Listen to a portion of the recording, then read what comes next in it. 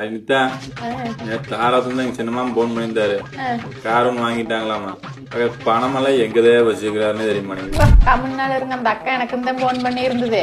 அதே ஒரு அந்த வேகரம் என்னன்னு நான் வேகரமா கேட்டேன். இப்போ இன்வெஸ்ட்மெண்ட் மேனேஜ்மெண்ட் அப்புறம் ஸ்டாக் ட்ரேடிங் இது ரெண்டையும் பத்தி ஒரு பொண்ணு வந்து 5 NISM எக்ஸாம் முடிச்சுட்டு சொல்லி கொடுத்துட்டு இருக்காங்களாமா. திருப்பூர்ல கோயம்புத்தூர்ல இருக்கிறவங்களுக்கெல்லாம் வந்து ஆஃப்லைன்ல சொல்லி கொடுத்துட்டு இருக்காங்களாமா. அதே வந்து தூர் தொலைல இருக்கிறாங்க வர முடியாம இருப்பாங்கல்ல அவங்களுக்கெல்லாம் வந்து ஆன்லைன்ல சொல்லி கொடுக்குறாங்களாமா. என்னென்ன சொல்லி கொடுக்குறாங்க அப்படின்னா எப்படி இன்வெஸ்ட் பண்றது, எப்படி டெய்லி ஏர்ன் பண்றது, எப்படி வந்து மணி சேவிங்ஸ் பண்றது அப்படின்னு சொல்லி கொடுத்துட்டு இருக்கிறாங்களாமா. நாமளும் போய் கேட்கலாமா? நாம எங்க போதும் அதையெல்லாம் நம்பிட்டு போய் எங்காவது வம்பு கம்பு சம்பாதிச்சா போச்சா? அதெல்லாம் இல்ல கம்மன் நாள் இருங்க. அதெல்லாம் இது கவர்மெண்ட் சர்டிஃபைடு தானாமா. அதனால பிரச்சனையே இல்லை. நம்ம மாதிரி ரிஸ்க் போய் கேட்டு நம்மள எதுவும் பண்ணலாம். அதுதான் என் ஃப்ரெண்ட் ஒருத்தன் கூப்பிட்டேன். பணம் கிணம் வச்சிருக்கிறேன் என்ன பண்றதுன்னு தெரியல. பேங்க்ல போட்டாலும் வட்டி வரமானது நகை வேலை மெரிக்கு போகுது என்ன பண்றதுன்னு அதுக்கு ஏதாவது வழிக்குதா? அதுக்கும் வச்சிருக்கிறாங்க.